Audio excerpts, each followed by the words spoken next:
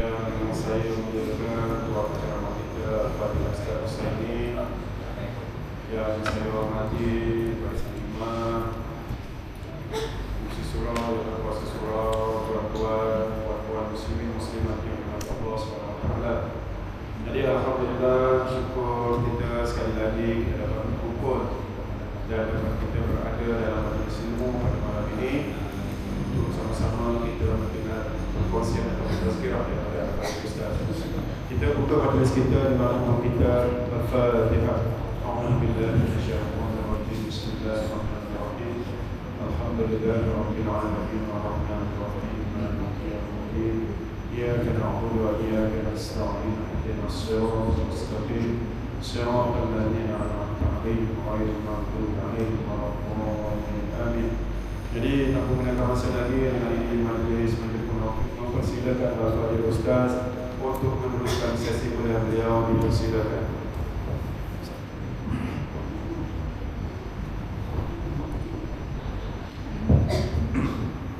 Assalamualaikum warahmatullahi wabarakatuh. Alhamdulillahirabbil alamin. Wassalatu wassalamu ala asyrafil anbiya'i wal mursalin wa ala alihi wa sahbihi wa man da'a bi da'watihi wa sanna bi sunnatihi ila yaumiddin. Subhanaka la ilma lana illa ma 'allamtana innaka antal alimul hakim. فإن أصدق الحديث كتاب الله وخير الهدي هدي محمد صلى الله عليه وسلم وشر الأمور محدثاتها وكل محدثة بدعة وكل بدعة ضلالة.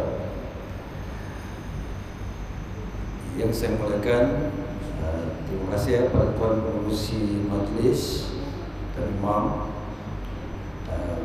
tuan pengurusi surau, Tuan Imam Alizatul Kuasa, tuan-tuan muslimin, muslimat, adik-adik yang saya kasih dan dirahmati Allah. Bersyukur kepada Allah Subhanahu Wa Taala, bersama lagi kita pada malam ini. Kita sambung terus kitab Riyadhus Shalihin, kitab hadis yang disusun oleh Imam Nawawi rahimahullah ta'ala. Di sebelum itu kita akan tanya kembali kepada Tuan Pengurusi, imam kita, selamat menunaikan haji, mudah-mudahan mendapat haji yang mabrur insyaAllah. Kita doalah kita pun yang belum pergi ni, Allah Ta'ala kurniakan nikmat rezeki, bukan sampai ke sana lah tak dapat haji pun, paling tidak kalau boleh umrah. Man istata'a ilaihi sabila. Barang siapa yang mampu untuk sana, ada kelebihan Allah Ta'ala bagi, kita pergi ke sana insyaAllah. Baik, kita sambung hadis terusnya dalam bab yang pertama dalam kitab Riyadhus Shalihin ni, iaitu berkenaan dengan niat ikhlas. Okay?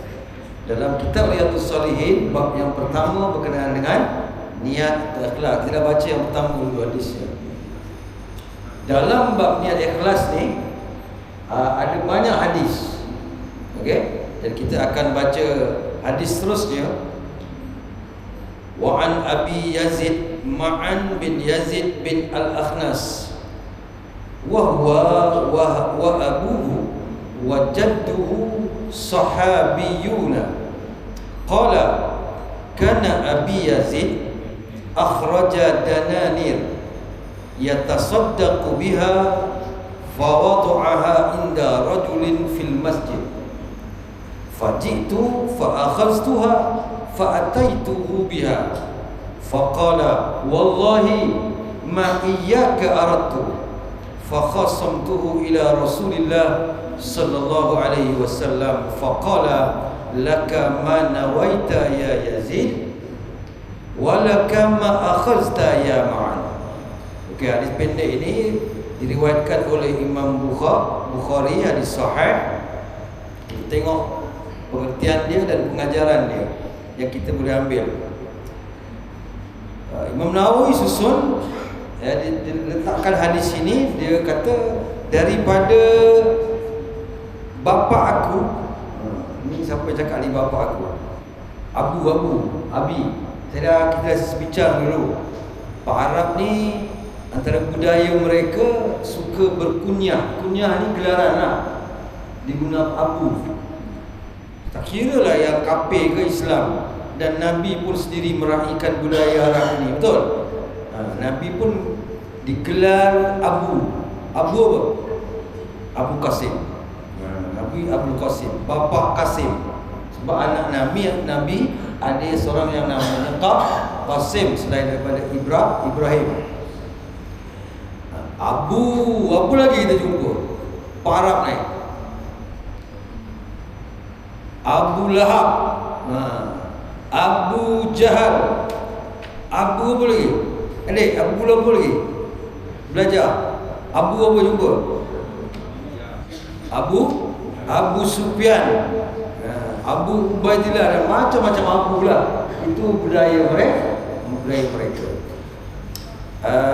Di sini disebut Abi, bapa aku. Okey, ni ada beberapa orang karakter ya dalam hadis ni sebut. Pertama siapa? Dia kata bapa aku ni namanya Yazid. Okey. Siapa yang cakap ni? Iaitu adalah Ma'an bin Yazid. Okey. Ma'an bapaknya Yazid.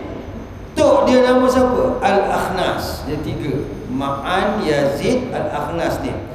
Tiga-tiga ni apa keistimewaan mereka? Wahwa, dia tu Ma'an, wa abuhu, dan bapa dia. Siapa bapa dia? Yazid. Baru 5 minit tak ingat belum ada 5. Ma'an bapa dia Yazid, wa jadduhu, tok dia siapa? Tak ada nama tu. Akhnas. Munawi kata mereka ni sahabiyuna, adalah sahabat Nabi. 3 generasi ni, anak, bapa, atuk. Maknanya mungkin Ma'an ni yang anak ni kecil ya. Sebab 3 ni, kalau umur panjang tu untunglah dapat sahabat ni. Sahabat ni adalah golongan manusia paling mulialah selepas Nabi Muhammad sallallahu alaihi wasallam. Sehingga Allah Taala letakkan lebih-lebih lagi sahabat yang dulu bersama Nabi, yang bersusah payah nak tegakkan agama, berdakwah, nak sebarkan Islam ini. Betul? Allah Taala iktiraf mereka adalah apa? Orang yang terbaik.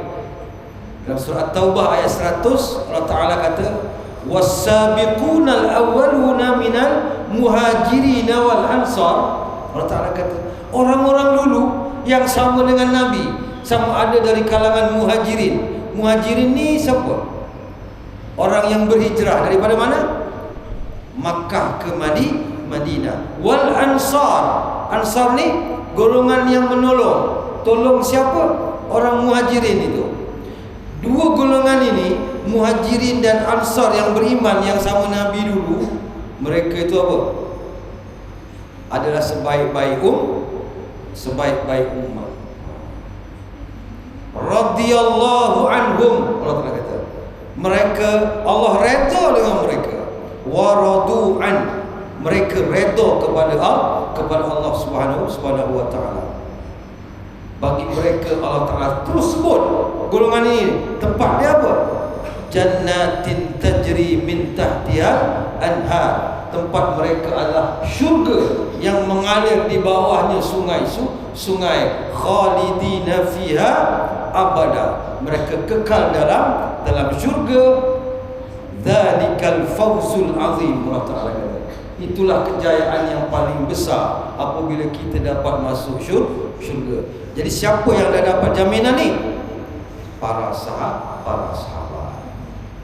Tuan-tuan, kena ingat, banyak mana pun ibadah kita, sewarak manalah kamu, sehebat mana ke khusyuk kamu solat, sedekah kamu, baca Quran kamu, bangun malam kamu takkan dapat challenge sahabat ni. Sehingga Rasulullah SAW kata apa? Lau anna ahadakum, kalaulah seseorang daripada kamu ni anfaqa misla Jabal Uhud, kamu infakkan segunung Uhud zahaban, emas. Mana perumpamaan nak buat bandingan tu, Nabi kata apa? Tidak akan sama mudda, satu kantang, satu cupak ni berapa? Tiga tu, tak banyak. Maknanya apa? Kita infak emas satu gunung Uhud, sahabat satu cupak. Nampak kata tak sama. Nampak? Wala nasifa, walaupun separuh. Sahabat infak separuh cupak, takkan sama nilainya lagi berkualiti daripada kamu yang menginfakkan harta ataupun emas satu gunung. Kenapa ya?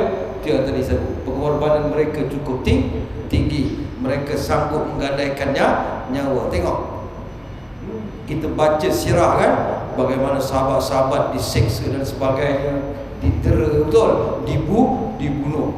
Oh, dia takkan sama macam kita. Lagi istimewanya apa? Ada juga di kalangan sahabat ini mereka yang dijamin apa?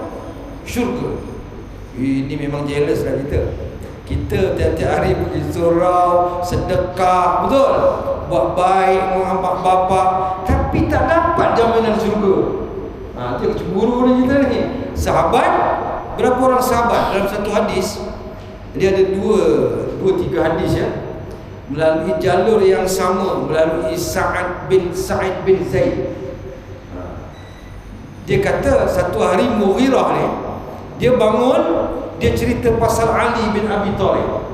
Dia cela Ali. Sa'id bin Zaid pun bangun, dia kata, aku dengar sami'tu Rasulullah sallallahu alaihi wasallam yaqul, Rasulullah bersabda apa? Abu Bakar fil jannah. Berapa? 10 kan? Ingat tak 10? Ingat tak? 10 sahabat jamin syurga, ingat? Perdana Menteri Malaysia ingat? Yang pertama. Sampai sekarang berapa dah? Berapa dah? PMX. Maknanya yang ke berapa? 10. Siapa bilang sahabat tu? Okey. Sa'id bin Zaid kata apa? Maknanya dia bantahlah orang tu, cela siapa? Ali bin Abi Thalib kan. Waktu dia bagi, dia kata, Rasulullah kata, Abu Bakrin fil jannah. Satu, Abu Bakar. Umar fil jannah.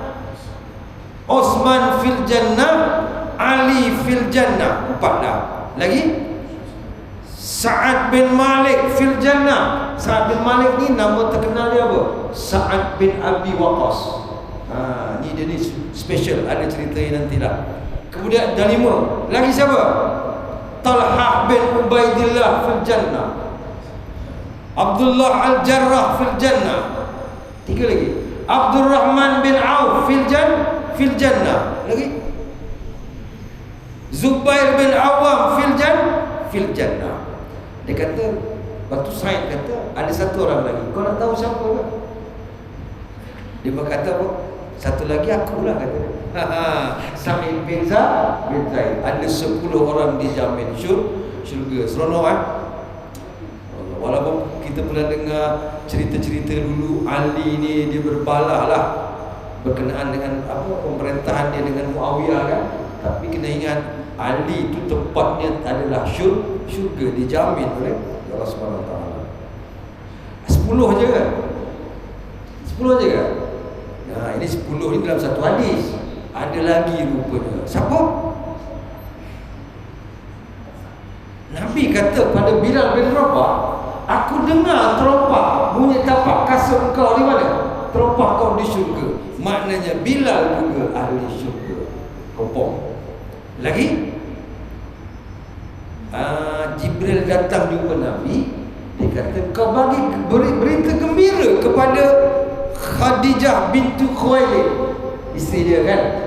Bagi tahu Khadijah, Allah sediakan mahligai, istana khusus untuk siapa? untuk Khadijah binti Khuwailid. Maknanya bukan 10 je lah, ada banyak lagi melalui hadis-hadis yang pelbagai tuan-tuan. Yang satu ni, yang 10 ni apa? Dalam satu hadis. Tuan-tuan yang saya kasih dan rahmati Allah, itu hebatnya kan. Kalau cerita sahabat ni, ada sahabat ni yang memang dah sebelum Islam pun dah kawan baik Nabi. Siapa? Abu Bakar As-Siddiq. Sebelum Islam dia orang baik dah. Tengok Nabi sangat percaya dengan dia. Dialah orang yang sangat-sangat paling dekat dengan Nabi, sehingga Nabi hijrah, digusur pun Abu Bakar menemani baginda Rasulullah sallallahu alaihi wasallam. Baik. Siapa yang dikatakan sahabat ni? Ni tadi dah sebut lah ya, 3 beranak ni. Ma'an, Yazid dan Akhnaf. Jadi ulama nak kata apa? Yang dikatakan sahabat ni, Pak Arab ni kalau pergi Arab, kawan dia tak ada sahabat. Dia cakap zamir, sadiq. Kalau tuan-tuan pergi Arab, tuan-tuan cakap ini sahabat aku, pelik dia. Sebab bagi mereka sebutan sahabat itu khusus untuk sahabat Nabi sallallahu alaihi wasallam. Jadi mereka sebut zamil, rakan, kawan, sadiq juga kawan. Cuma di Malaysia dah biasa, tak ada salah pun. Istilah tu kita gunakan, ni siapa? Ni sahabat saya, tak ada masalah. Sebab kita bukan maknakan sahabat Nabi sallallahu alaihi wasallam, kawan maknanya. Ulama berbeza pandangan. Siapa yang dikatakan sahabat? Dia punya syarat tu. Yang ketat saya tengok adalah ulama-ulama usul fiqh. Yang mereka ni kerjanya ambil istimbat hukum, keluarkan hukum daripada nas kan. Sangat ketat mereka ini. Dia kata orang yang dinamakan sahabat ni adalah mereka-mereka yang betul-betul mendampingi Nabi, akrab betul dengan Nabi, faham agama apa yang dibawa oleh Nabi. Kalau macam itu ya, kalau dikatakan sangat dekat rapat dengan Nabi, saya ingat tak banyak lah yang betul-betul rapat saja kan. Mungkin Abu Bakar aja, mungkin Ali ke, menantu dia dekat lah kan. Tak banyak. Jadi ketat. Jadi pandangan yang kita ambil lah, yang saya cenderung dengan ni kerana sahabat ni adalah pandangan ulama-ulama hadis. Ulama hadis ni dia tak ketat. Dia bagi 3 syarat yang namanya sahabat.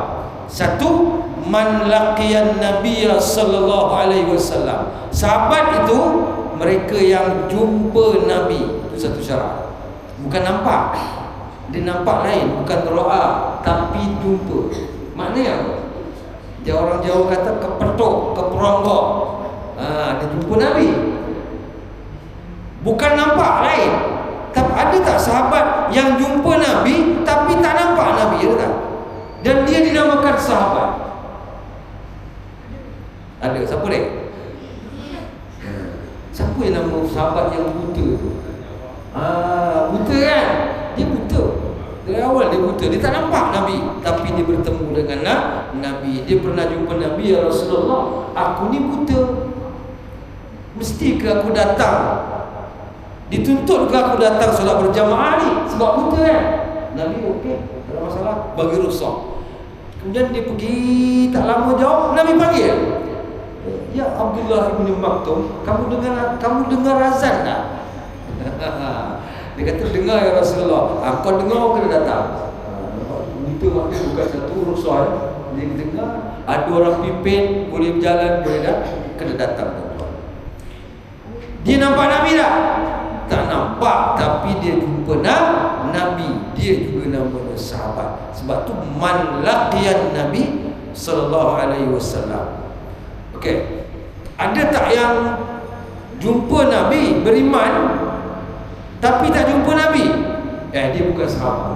Contohnya siapa? Raja Najasyi.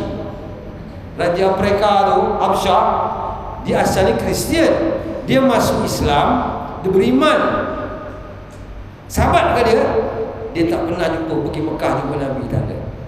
Dia bukan sahabat, tapi Nabi perakui keislaman dia. Apabila dia meninggal, Nabi solatkan jenazah, solat ghaib untuk dia. dia bukan sahabat. Kenapa? Syarat pertama tak kena. Dia tak jumpa Nabi. Syarat yang kedua apa? Wa mu'minan bih, dan beriman dengan Nabi. Jumpa je tapi tak beriman, bukan sahabat. Abu Lahab, Abu Jahal, dia bukan sahabat. Okey. Hari ini kafir. Dia jumpa Nabi masa kafir. Besok dia beriman. Besok masa dia beriman tu, besoknya Nabi wafat pula. Sahabat tak?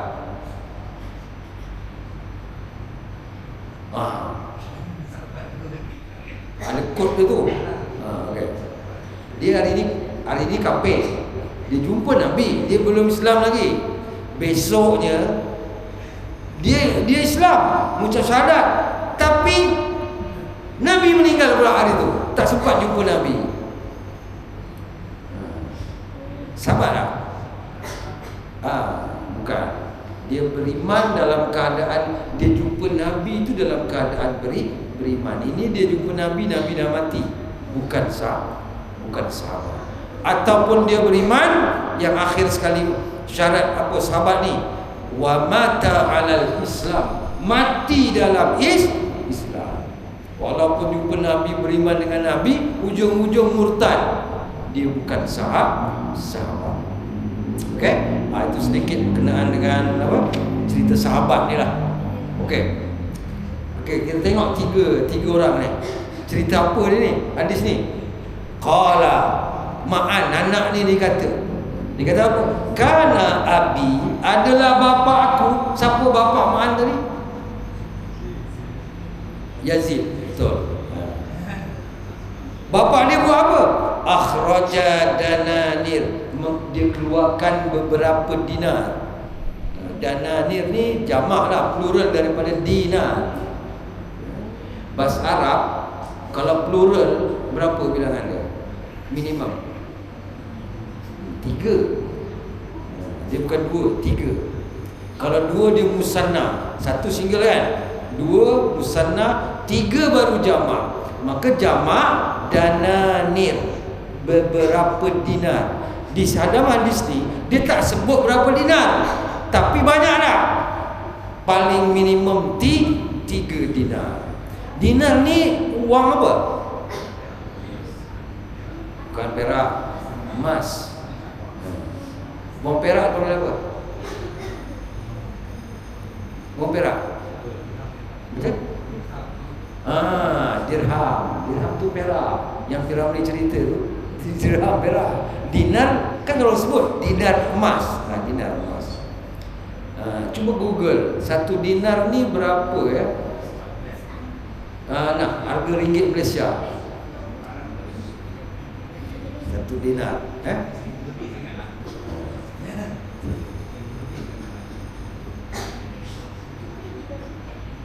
2,000. Wah, naik. Naik Saya ada orang hari tu, saya pergi tahnik orang. Dia bagi kecil-kecil tapi bukan dinar, duit dinar, tapi emas punya tu apa tu? Besar chip handphone tu kecil tu, betul? Saya tanya dia apa ni, kan saya tak dapat. Ada 3-4 keping simpan. Itu 500 tak? Paket saya kecil je, tipis. Yang dinar besar tu berapa? 2,000. Yang terbaru 2,500 dekat. Lepas tu galakan kita simpan dinar. Harga takkan jatuh. Tak pakailah sampai banyak simpan bawah tumpung tu kan. Banyak dinar. Dah baik. Dia tumpul emas. Tengok orang India sini pakai, perlu pakai. Yang lelaki pun pakai, betul, emas. Kita janganlah macam itu pula, buruk kan. Tak boleh. Masih bagus emas ni, dia takkan jatuh. Maknanya kalau kita kata minimum dananir ni, dinar-dinar yang Yazid keluarkan itu 3 dinar, maknanya berapa ribu? Katalah 2,000 1 dinar, maknanya 6,000 ringgit. Dia buat apa duit tu? Dia kata yatasaddaqu biha. Dia sedekahkannya duit tadi. Ada berani 6,000 sedekah surau? Ada berani? Nampak? Dia keluar selamba je. Dikeluarkan bagi sedekah, fa wada'aha, dia letakkannya inda rajulin, dititipkan kepada seorang lelaki fil masjid, di masjid. Cerita ni masjid apa? Masjid Nabawi, Madinah. Dia tak ada, maknanya dia bagi aja. Jumpa mungkin kat mana tuan pengerusi lah. Kalau kita biasa infak duit, jumpa pengerusi ke atau imam kan, ataupun bendahari, ni duit ni sekian. Maknanya dia tak ada heboh-heboh lah, dia terus bagi diam-diam kan. Okey.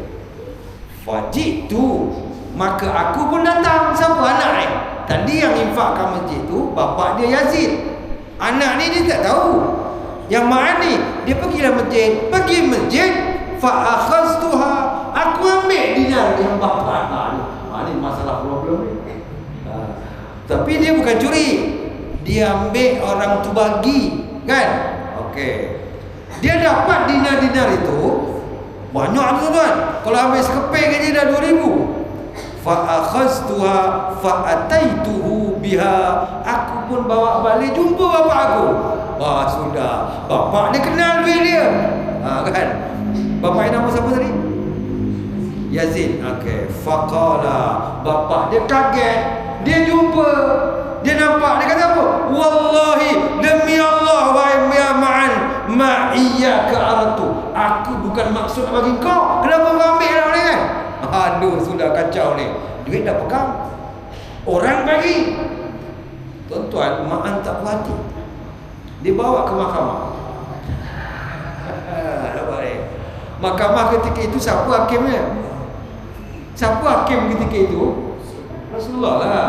Nama Rasulullah kan. Senang, Nabi ada, apa masalah jumpa Nabi. Sebab tu hadis sambung, fa khasamtuhu ila Rasulillah sallallahu alaihi wasallam. Aku bawa Rasulullah. Mereka Rasul hakim lah kan. Agak-agak tergamak ke bapak sendiri nak bawa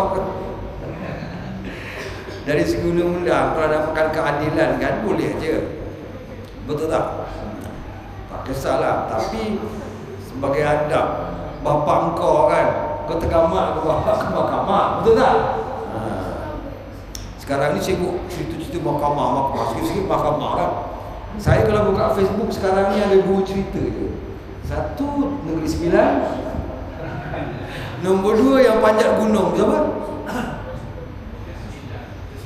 Ya, Jaslinda. Itulah. Itu je banyak kan. Itu kecoh kan. Sekarang yang Negeri Sembilan lah yang agak-agak itu je. Jangan dapat keadilan masing-masing lah. 7 orang pun cerita kan. Okay? Baik. Dia bawa jumpa Nabi. Faqala, Nabi adili.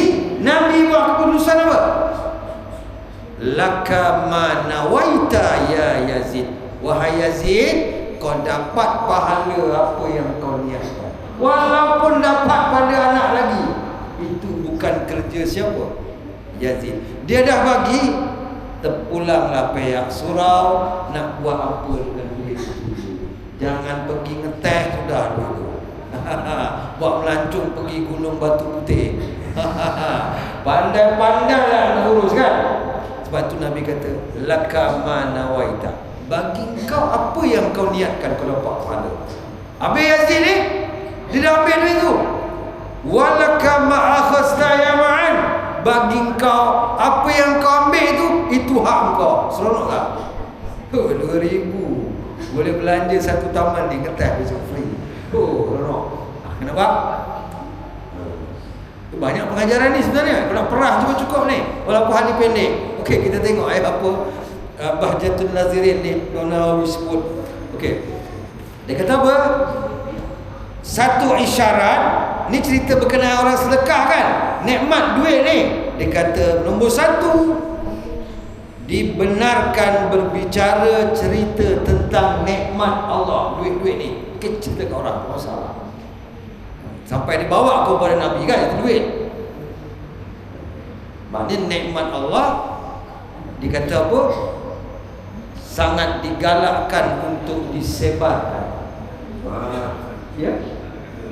Macam mana? Ya. Itu ada. Itu akan seperti itu. Itu nombor 1 lah. Ini nikmat sebenarnya yang ini bukanlah yang paling besar. Yang paling besar nikmat yang kita kena sebarkan apa? Nikmat paling besar kita ni nikmat apa? Kalau dalam Quran sebut nikmat paling besar dalam surah Al-Maidah ayat 3. Al-yauma akmaltu lakum dinakum, pada hari ini aku sempurnakan agama kamu, wa atmamtu alaikum nikmati, aku dah lengkapkan, sempurnakan nikmat aku. Apa tu? Wa raditu lakumul Islam madina, aku redha nikmat paling besar Islam itu sebagai agama kamu. Jadi nikmat paling besar kita apa? Dapat apa? Islam paling besar. Sebab itu nikmat ganjaran yang paling banyak manusia kat dunia ni siapa? Bila kamu sebarkan agama, orang beragama sebab kamu dapat nikmat paling besar, makna ganjaran pahala. Siapa manusia paling banyak nikmat dapat? Yang paling banyak pahala manusia siapa? Inna a'tainakal kausar, sesungguhnya kami berikan pada kamu wahai Muhammad al-kausar. Kausar maknanya apa? Kausar ni maknanya haud, telaga. Ada yang kata maknanya dalam hadis sebut ni air daripada syurga yang besok kita minum, insyaAllah, mudah-mudahan ya, amin. Dan yang ketiga antara makna kausar, nikmat paling besar. Kan Allah Ta'ala sebut dalam surah Duha ayat 8, wa wajadaka a'ilan, kami dapati kamu wahai Muhammad orang miskin, susah, fa'alna, maka kami kayakan kamu. Kaya apa Nabi ni? Rumah pun angkat tangan boleh sampai bumbung, tidur pun berbekal-bekal badan. Kaya apa ni? Nikmat. Ni nak bagi tahu nikmat paling besar bagi Nabi adalah nikmat pahala. Banyak, sangat banyak ya. Ayat 11 hujung Ad-Duha kata apa?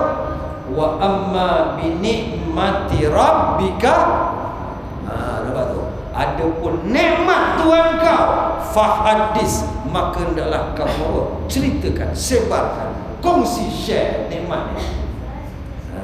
Lepas tu Nabi kongsi dah.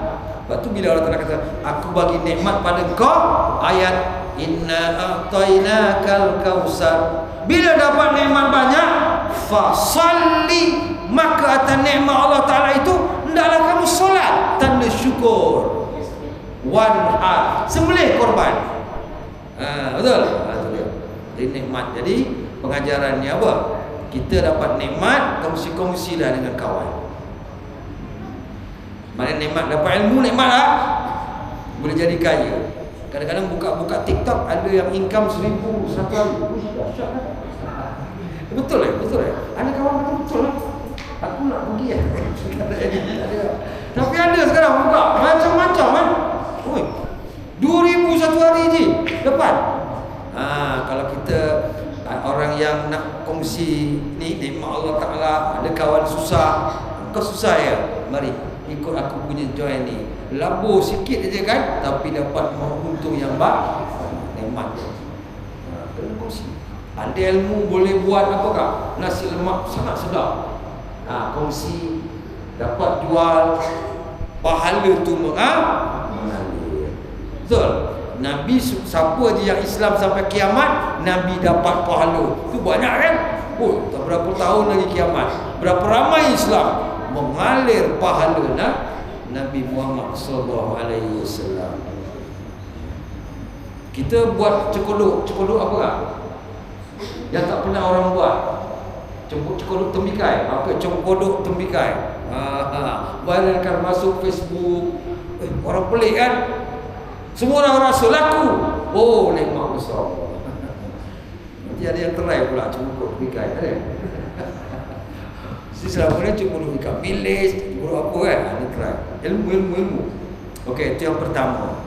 Yang kedua, dibolehkan mewakilkan pembahagian sedekah pada orang lain. Kan dia wakil ni tadi kan, satu orang tadi.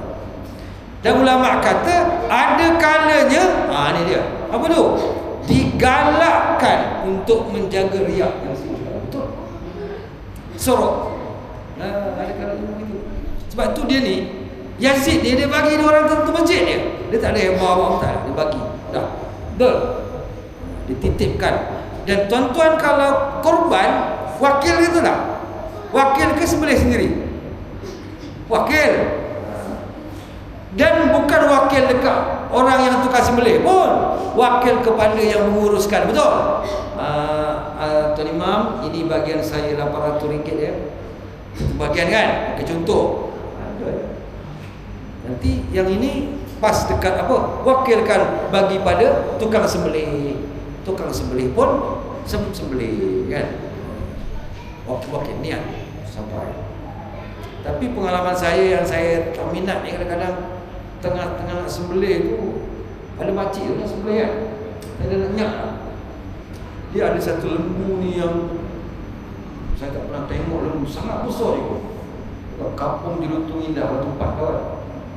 Selepas sembelih tu, jadi dia terus saya potong. Ya Allah, kaget saya, besarnya. Tak pernah saya jumpa begitu. Dia taklah tinggi sangat, tapi ya Allah, gulu ni orang kata apa gulu kata ya Allah, apa leher tak nampak. Wah, gulung. Dan anak saya kan, yang megang tu jangan cakap lah, berpeluh-peluh dengan menindik kaki, letak kayu lagi, kesian bukan kan. Tapi nak sembelih, nak buat macam mana? Kita sembelih ni bukan macam unta. Unta ni sembelihnya macam mana? Sembelih unta sunnahnya berdiri. Unta tu berdiri, ikat kaki depan kiri satu je. Kita pernah nampak pengalaman jumpa orang Turki, dia sembelih kan? Dia cucuk. Untanya berdiri. Untanya tak lari. Cuba kau buat lembu kat sini. Janganlah belagak. Hebat. Tak ada. Satu taman ni dia pusing kau lagi. Kadang-kadang dari sembelih dia boleh bangun lagi. Lembu tak sama tuan-tuan dengan unta. Sunnahnya begitu kan. Sebab leher dia panjang sangat. Sebab tu dia kena berdiri. Kalau lembu, saya dah nak sembelih tu.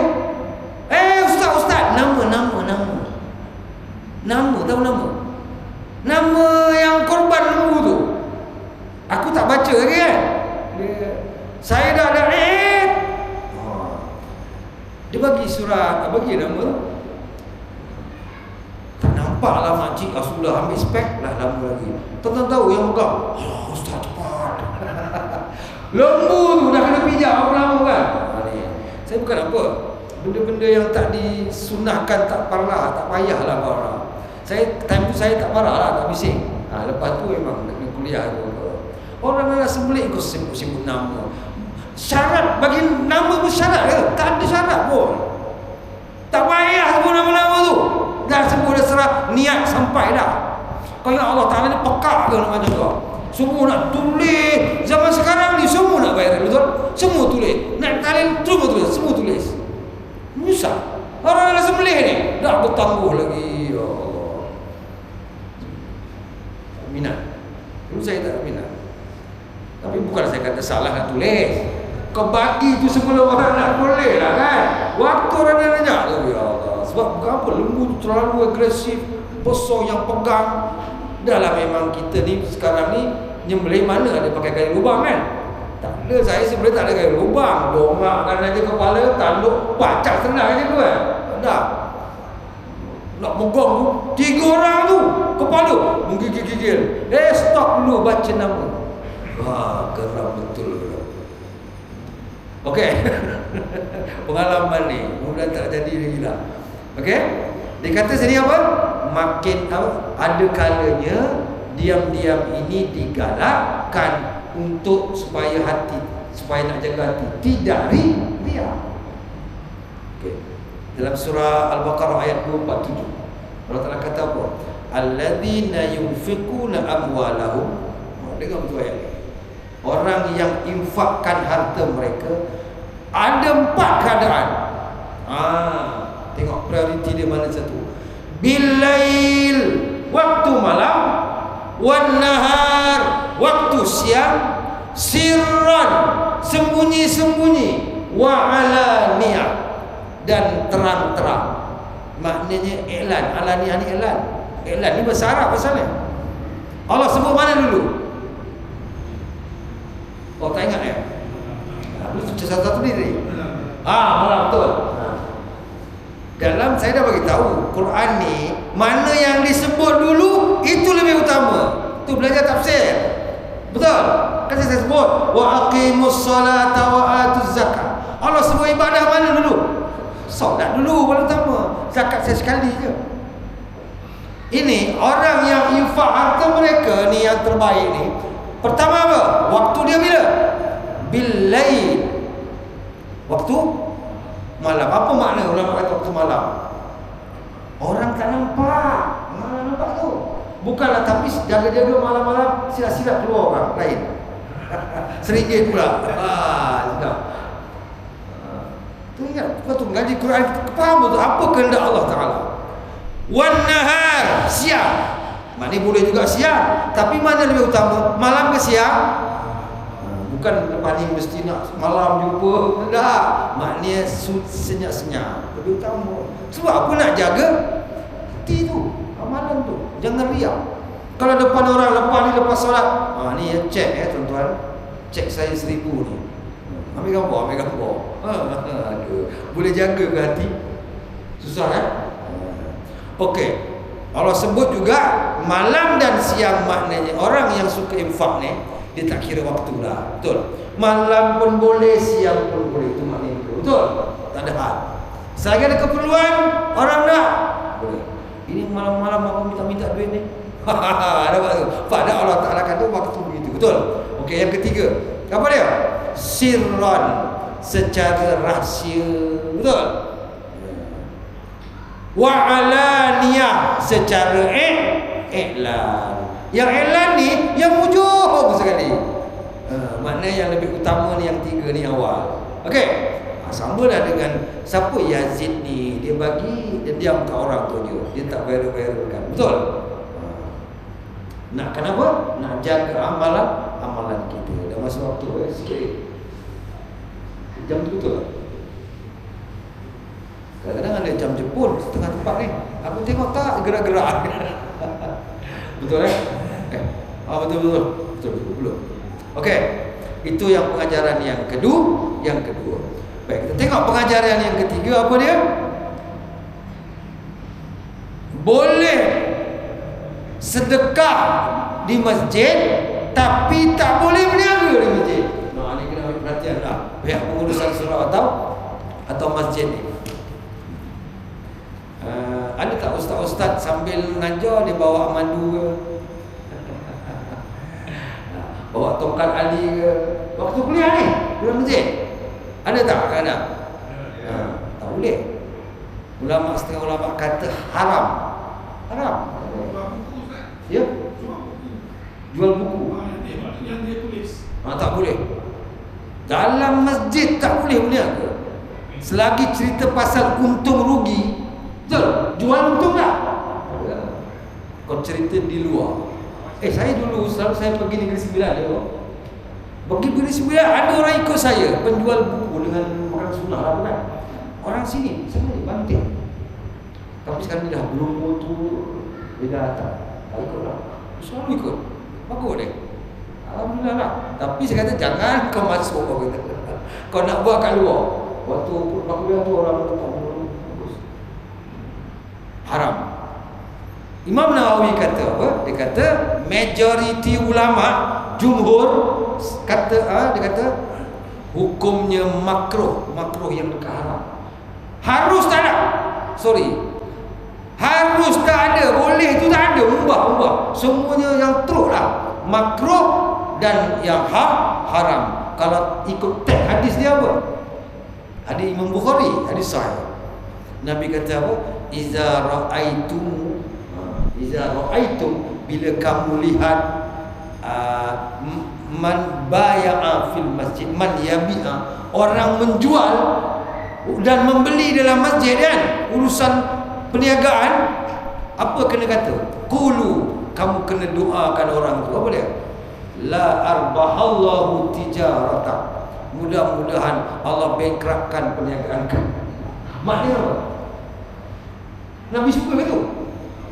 Bila Nabi suruh doa tak elok, ya Allah mudah hantar untung perniagaan kau. Kan doa tak elok tu. Maknanya Nabi suka ke tak? Tak suka dah, benci lah. Okay? Tak kira lah ustaz ke siapa, kalau dia bawa apa, kalau dia WhatsApp lah, saya nak berniaga boleh ustaz, tapi pastikan di luar, cakap je benda ni. Pastikan di luar surat. Di dalam perkara masjid ni tak boleh.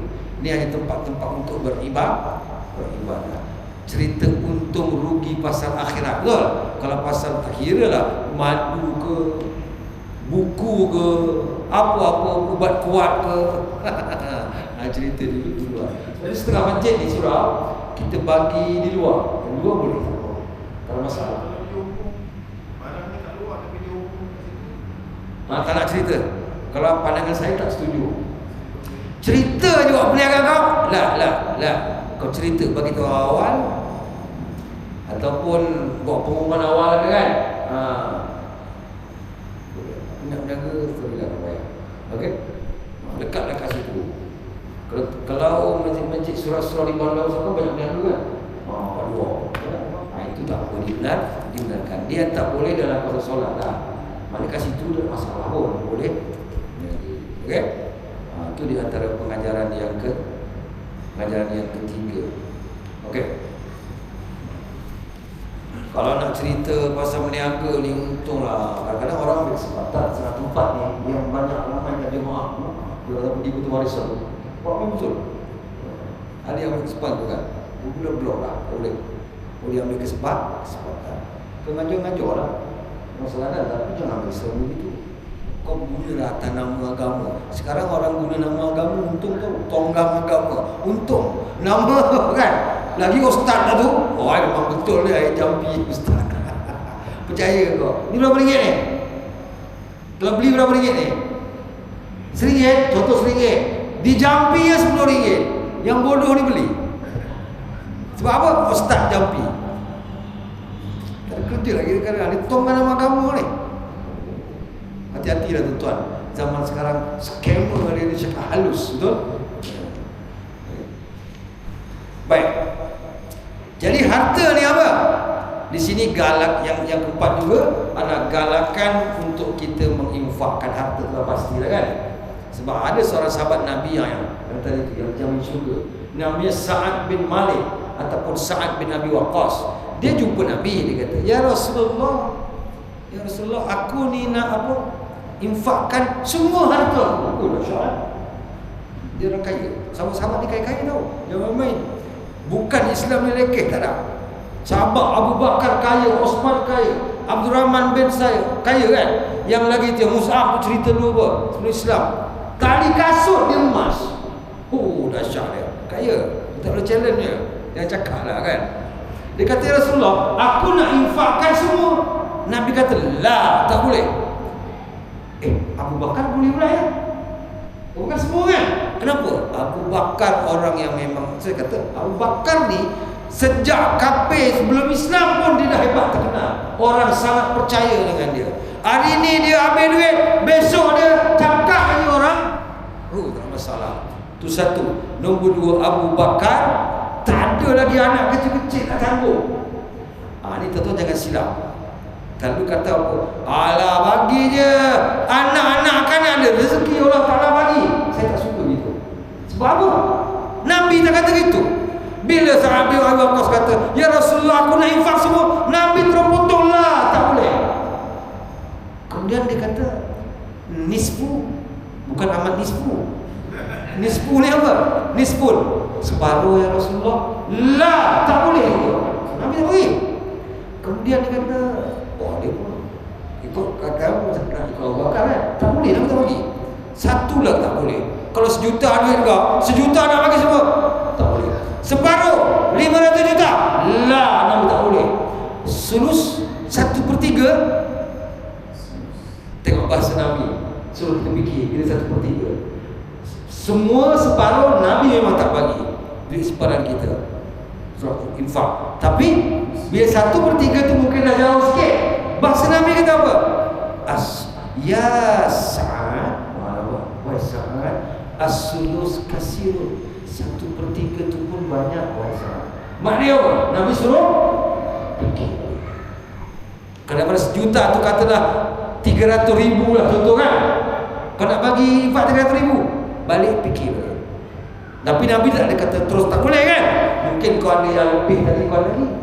Tapi Nabi kata apa? Ingat, kamu meninggalkan orang di bawah tangan kamu dalam keadaan kaya, khairun, ada lebih baik. Nampak? Tu saya kata saya tak suka orang kata, alah pandai ya, anak semua ada rezeki. Memang, tapi dalam keadaan dalam konteks ni, kita nak jaga anak dan sebagainya. Anak kecil-kecil tau, nak impah semua. Bila PI nak bayar belanja anak sekolah, nak bayar belanja harian ni, betul? Nabi cantik kan? Dia kata, lebih baik kaya engkau mati besok, anak engkau dapat harta banyak kan? Nabi kata lebih baik daripada apa? Yatakaffafuna nas, daripada dia besok kau tak ada, dia minta-minta orang. Betul? Miskin, anak yatim, bapa tak tinggalkan harta, padahal bapa lu kaya. Orang pelik kenapa? Kena ingat. Jadi siapa yang buatkan akaun anak, betul? Simpan untuk anak isteri, memang menempati hadis Nabi Muhammad sallallahu alaihi wasallam. Jangan kau belagak. Betul, anak kau kecil-kecil, kau mati besok tiba-tiba kan, merempat ke orang, betul? Ini agama tak ajar begitu. Cuma kepala otak manusia selalu begitu, betul? Ya, kita yakin semua orang ada dia punya rezeki kan? Tapi rezeki tu, kalau dia masih kecil, semua dapat dia. Cuba fikir, tak kan? Berperingkat jadikan. Siapa punya tanggungjawab? Kita sebagai mak bapa. Jadi bila pesan begitu, saat pun tak jadilah. Dia fikir balik kan? Tapi taklah cerita berapa dia infak kan? Tapi dia nak bagi tahu, begitulah kita kena mengurus harta ni, betul? Ikut cara yang ditunjukkan oleh Rasulullah SAW. Dan akhir sekali, apa pengajaran dia?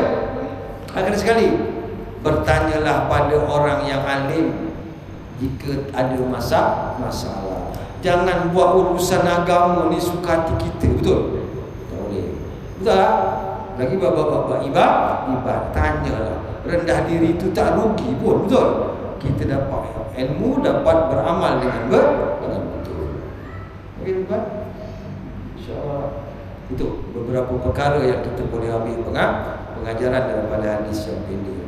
InsyaAllah kita akan sambung lagi dalam hadis-hadis yang berikut. Masih lagi dalam bab niat. Hadis ni panjang. Jadi tadi sebut apa? Nabi kata, walaupun duit bapa, betul, tapi bila engkau dah bagi masjid, dah jadi hak masjid. Tu saya kata tadi, masjid nak buat apa, balik lagi pada orang kan, tak ada masalah. Okey, kita kadang-kadang pergi pasar. Saya pasar Jumaat Singapura, kadang-kadang dulu ada Cina, dia duduk bawah, duduk macam ni, pakai macam roda-roda kan, kaki ada yang kadang-kadang pakai. Itu bagi, kadang anak bagi anak saya pantang itu minta bagi. Intai kadang-kadang kan. Intai apa? Lama pasal habis. Orang yang tadi tu tangan gini ni naik Alphard. Bengang tak kau? Kita infak dah bagi RM10. Balik naik Alphard. Agak-agak macam mana kita? Berkata tak? Ya Allah. Jadi macam mana kes tu? Sampai tak kita punya niat pada tepat juga di sini. Lantak orang tu nak buat apa? Yang kita pada zahir nampak, betul? Orang itu cacat, dia perlukan bantuan, kita bagi, lepas tu dia pergi ngeteh ke apa, orang lantak, pahala kita tepat dah. Okey, walaupun kena pada anak sendiri, cuma kena ingat zakat wajib tak boleh pada anak tanggungan, tak boleh. Sebab anak yang dalam tanggungan kita itu memang kewajipan kita. Akak nak bayar fidyah, bayar zakat, tak boleh bagi anak. Anak yang mana yang boleh? Anak yang dah kerja, dah balik, dah kerja sendiri kan, kita tak tanggung, itu boleh kita bagi zakat. Dan itu lagi utama, betul? Katalah ada bapak kaya ni, banyak duit kan, dia nak keluarkan zakat, nak sedekah, betul? Siapa? Sedekahlah anak kau yang miskin tu. Adik-beradik. Nabi kata dapat dua lah. Satu dapat pahala sedekah, yang nombor dua dapat apa? Silaturahim, wasilah, hubungan makin erat. Itu kena ingat pula. Prioriti dia, carilah adik-beradik dulu. Kan nak bagi apa-apa duit raya dia kena sedekah. Ni kau bagi kawan kau mana-mana duluan. Payah ke? Anak dulu kena settle, isteri dulu kena settle. Isteri makan kau kata menung je, dia kat luar mesok ekor dengan kawan-kawan dia, sedap betul seekor, makan sedap. Isteri dia bagi apa? Ikan reject. Ini ya jimat kata dia. Ini memang haji bakhil. Haji bakhil. Dan naik haji bukan haji bakhil. Kalau perempuan apa? Hajjah bakhilah. Dia tak haji okey lah Ustaz. Macam mana? Yang tak haji okey lah, tak bakhil. Ya? Yang tak haji okey lah. Kalau macam itu bakhil ni haji je lah. Allah, macam itu tak nak naik haji dia orang. Okey, cukup ya. InsyaAllah. Maafkan saya bahasa kasar, atas pandangan tuan. Ada apa-apa? Setengah minit? Tak ada. Tak ada tu sebab tuan-tuan dah lapor tu. Makan. Okey, jumpa lagi ya kawan datang, insya-Allah. Maafkan saya. Aku luka lihada. Wa astaghfirullahalazim. Assalamualaikum warahmatullahi wabarakatuh.